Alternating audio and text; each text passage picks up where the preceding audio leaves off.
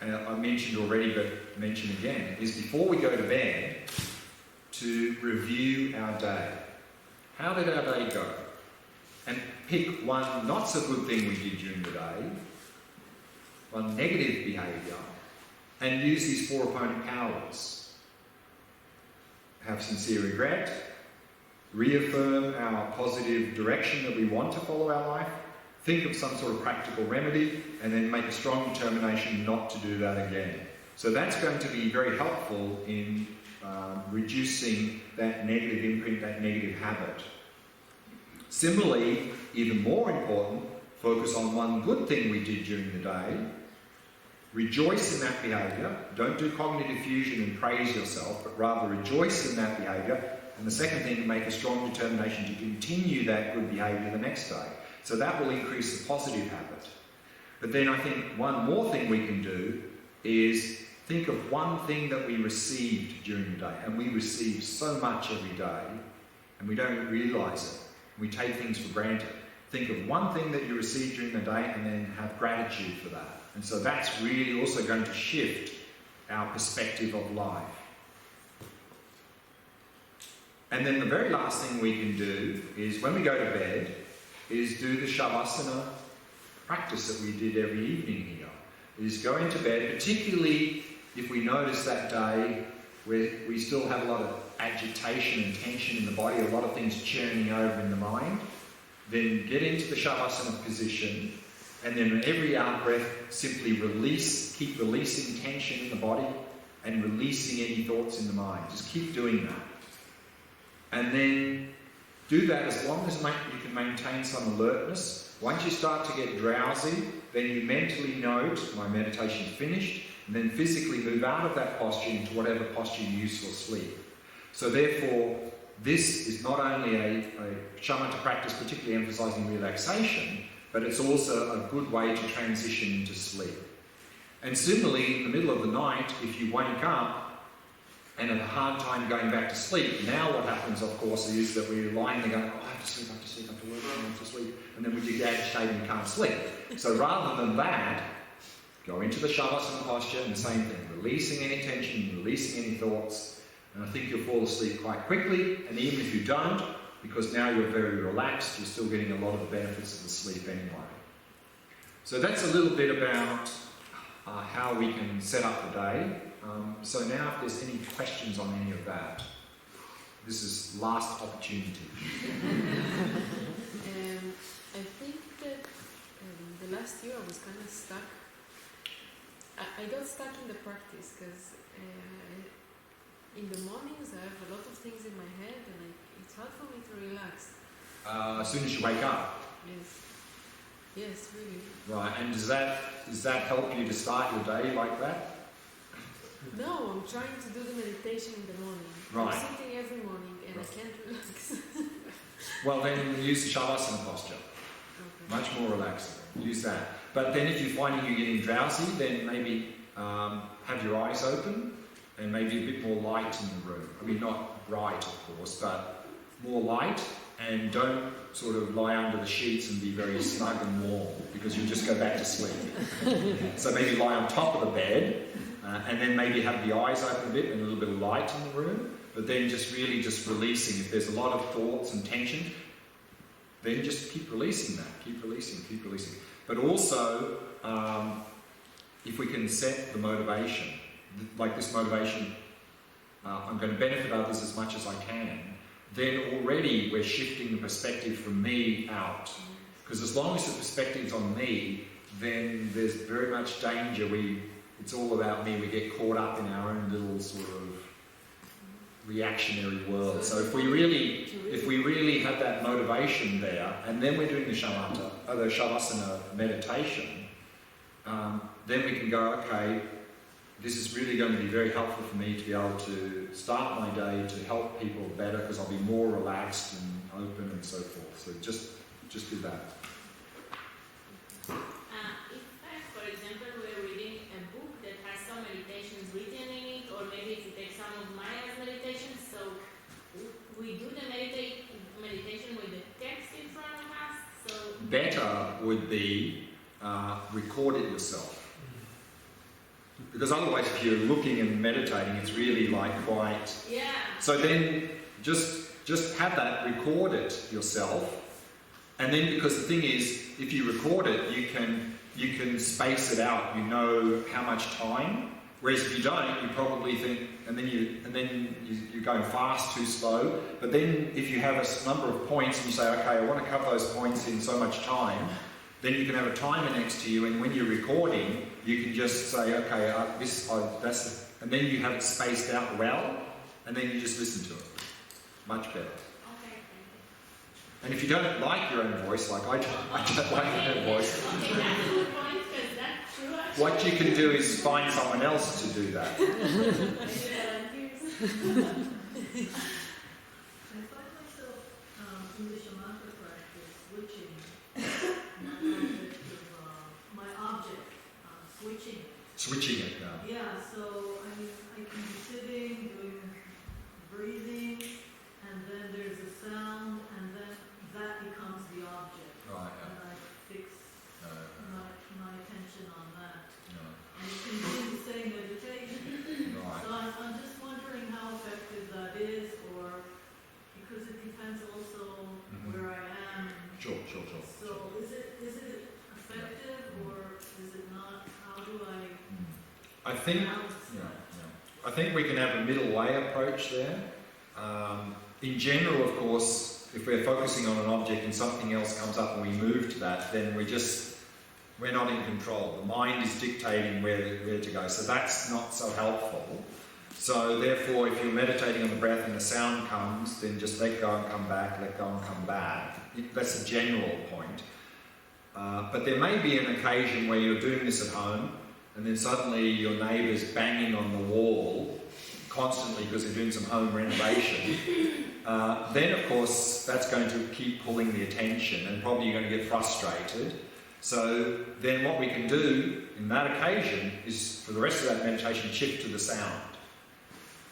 But it's important in the same meditation to decide what I'm Exactly. going to stick. Because we want to be in charge, not the mind deciding, dictating what to do. So pick an object and then stay with that, but also we can do this, I mentioned briefly earlier, I think, shifting gears. Let's say we're focusing here as our normal object, but let's say on one morning we're focusing here and there's tension building up. And we're trying to release, and it's not releasing. There's no point in staying there.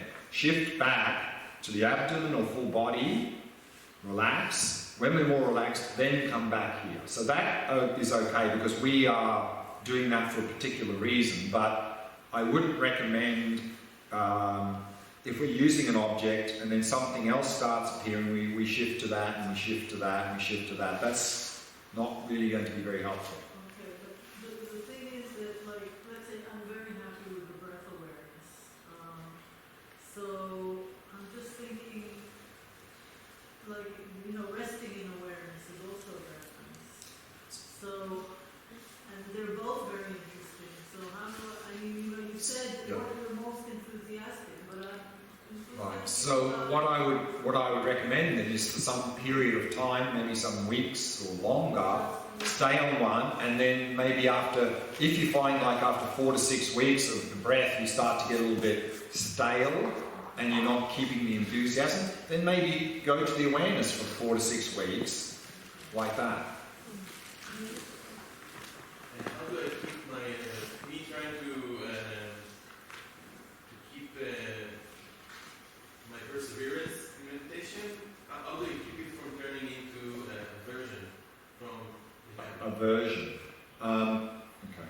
How do you keep perseverance from being aversion? Is, again, having this attitude that whatever is happening in the moment is okay. In fact, if there's something difficult coming up, that's helping me to improve as a person.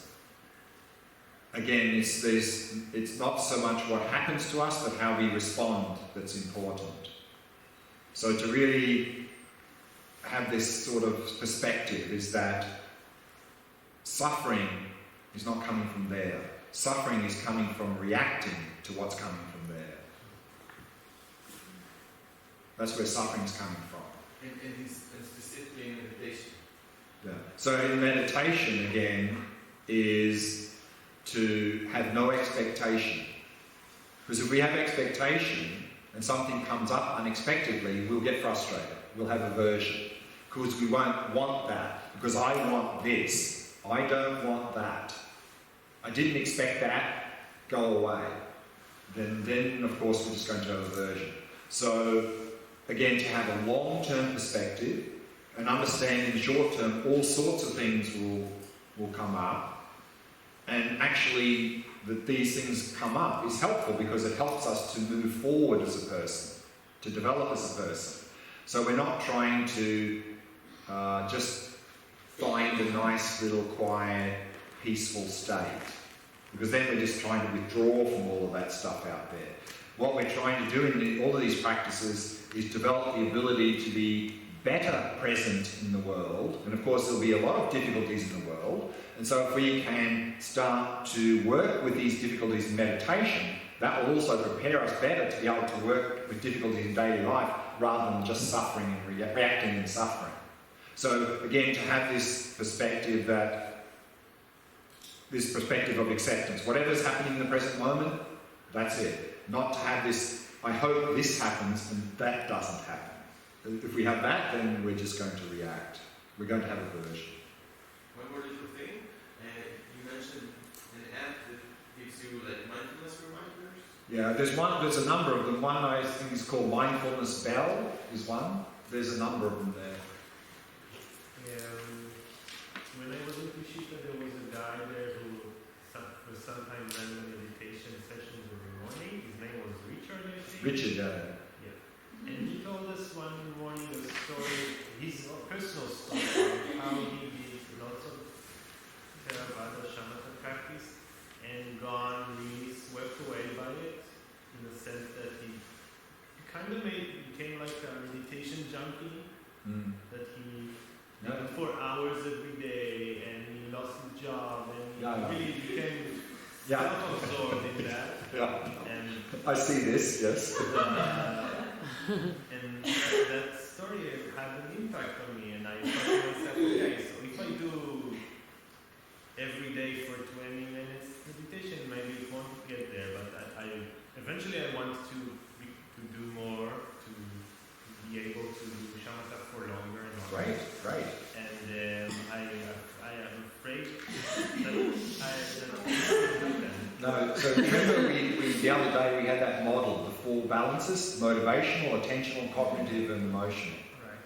So if you only do shamatha, which is probably what he was doing at the time, then yes, you can really go. Right. And so that's why I'm saying the importance of an integrated. So if we do the motivational balance as the basis, that's going to give us direction. And then of course the cognitive and the emotional will support the shamatha. So what you'll find is that through doing that it won't be withdrawal, because the whole thing that's driving you to do this longer retreat is so that you can then be more effective in the world. So you won't go that way. That's why it's important to have that balance. Otherwise, and I see this, because what happens is people get a little taste of this joy, peacefulness, this bliss, this quiet mind. They go, oh, that's so nice. And they do. And they can get very self-absorbed, very disconnected. I mean, I see this in India. You know, you see sometimes people who looks like they've done a lot of this, and you see them in the street, and they're like blank, like there's nothing registering. They're like in their own little world. I mean, they're actually quite dysfunctional, because they're just sort of walking around in this daze. But again, if we do the balanced approach, then that won't happen. It won't happen. In fact, you'll be able to go further in the shamatha practice because you have that motivational balance and so forth, and the cognitive and emotional all supporting that. Yeah. Because also one of the things yesterday after the session was over, I tried to go to this awareness meditation, awareness of awareness, and it kind of worked, and I felt like felt like I really detached from my body in some sense, and it was quite scary. And having this story in my mind, I was really afraid that, oh my God, I want to. No, but see, this experience is what, there was a question over here earlier, was this experience is actually very good. Okay. Because if we understand it correctly, because we'll appreciate that the fear comes because our normal sense of who we think we are is dropped away. This is me. Mm-hmm. And so if we really understand that experience, we'll realise this is not me. I'm not the body. So rather than fear, actually you can have a lot of joy in this experience. And again, if we do the integrated approach, then that experience can really motivate us to go much further, because we've had a little taste of the nature of our mind and the nature of who we are. So then we can move forward. Otherwise we get paralysed and have fear and think we're going crazy and so forth, because we don't have a framework. We're only doing attentional training. Then these weird experiences come, and I've talked to quite a number of people, particularly in India, who've had these sort of experiences and they freak out. Yeah. And they go, no, they think they're going crazy, but they're just not understanding what that experience was, because they have no framework, because they're just doing some shamatha or something without a framework. Okay, so this experience, you say that I should see it as a glimpse into emptiness rather than... Well, in that direction at least. I mean, and just stay in that experience for more. Okay, I think we're running out of time, so let me just finish off then, because we need to finish before 12. I think we have to pack up everything. We're in limited time up there. So in terms of books for this, what we've been covering here, then in the first half in the Shamatha, the book I really recommend is The Attention Revolution from Alan Wallace. Very clearly lays out all the practices we did in the first half. Also in Attention Revolution, there is chapters on the four immeasurables, and also mentions Glen practice in there. And also in Attention Revolution, Alan Wallace is part of his practice. He does quite a lot of dream yoga work, so he's very adept at lucid dreaming, dream yoga. So he has a little bit of commentary on that, and there's a couple of chapters on that in the book. And actually, if you're interested in that whole area of lucid dreaming, dream yoga, then he also has another book called Dreaming Yourself Awake, where he goes into that in a little bit more detail. And then in the second half of the retreat, we did the Vipashyana practice, and also Alan Wallace has a book there called Minding Closely, the 4 applications of mindfulness. And then particularly the emptiness practice, the book I tend to recommend in the beginning stage is this How to See Yourself as You Really Are from Solomon Dalai Lama, and I think that's available in Hebrew. So that's a good book to start with. And then of course, in the 4 immeasurables practices, also Alan Wallace has a book called The 4 Immeasurables, so that's also a very good book for that. And then also I have my own website.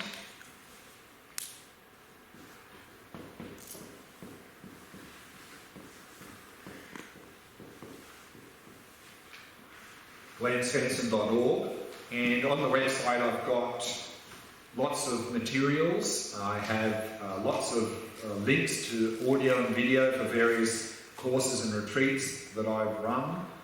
Also my schedule is there if you're wanting to follow some retreat in future.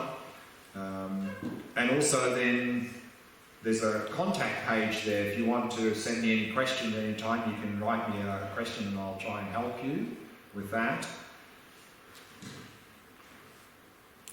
And as I mentioned just before, I'm now putting some things up on this insight timer. So I've just thrown up 6 or 8 shamatha meditations just to sort of get the ball rolling, but I'm hoping over the summer now to do that in a much more extensive way, to have a whole range of Shamatha meditations, a whole range of Vipashyana meditations, of the compassion meditations, but also then to package them into sort of small mini courses on Shamatha, on Vipashyana and compassion and so forth. So I'm hoping to do all that in the middle of this year, so hopefully that will be available. And of course on that Insight Timer there's also a lot of other things available from other people, from various Buddhist traditions, non-Buddhist traditions, you might be interested to have a look at.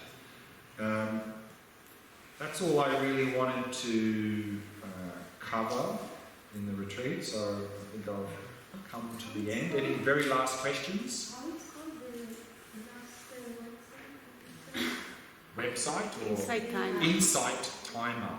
Application. Insight Timer, yeah. It's an application. It's an app. It's an app. It's available on Android and iPhone. only the telephone. Only the telephone. Maybe you can get access through a laptop. I'm not sure. Possibly. I'm not sure. I think you can. Can you write on the wall the name of the authors of Four Balances? Oh, yeah, the article. Well, it's Alan Wallace. I mean, actually, if you just Google it, mental balance and well-being, Alan Wallace, there'll be a number of places that article is on the internet. So just do that. Mental balance and well-being, Alan Wallace, and you'll find some links to that article. You said you're going to give me referring to an article? Yeah. Somebody told me also once it's on Netflix. So go on my website, send me an email, and I'll send you the PDF for that. And then you can send it to the A to Z email, and then send it to me. Yeah. Just another comment, maybe it will help somebody. The Attention Revolution has a Reddit form. It's what? It has a form online just for that. Reddit. Yes, it's a PDF. No, I mean it has like a phone, like a community where you can talk about the book, ask questions, and whatnot. Oh, what's that? Phone. Forum. Oh, sorry. Forum. I thought you said form. I don't know. I'm not sure about that, but there's. No, I know. I'm telling you. But there is one. Yeah, there is one. And if you have a question or anything, I saw it like I googled about meditation. It's not the Students of Alan Wallace forum. That one. There's one forum called Students of Alan Wallace. It's not that one.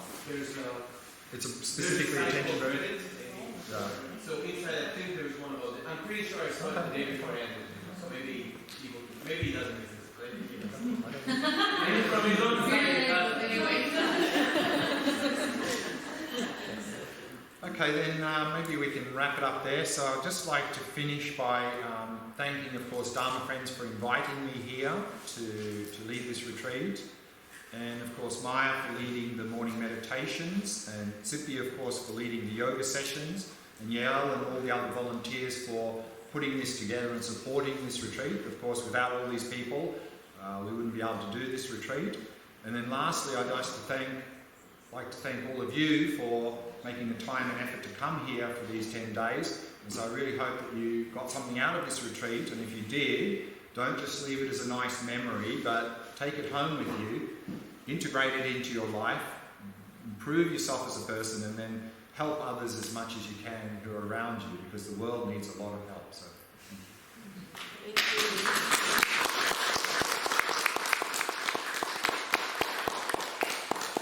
On behalf of all of us, I'd like to thank you so much for amazing teaching, full of wisdom and compassion. And thank you for coming here every year. It's very needed here. And thank you.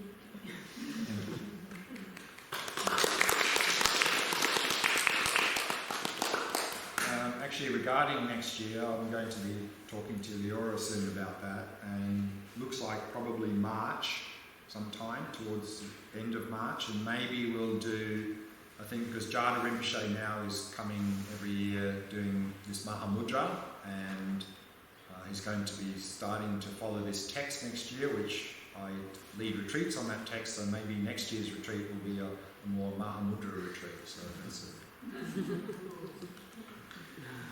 That's it. Safe travels. See you soon.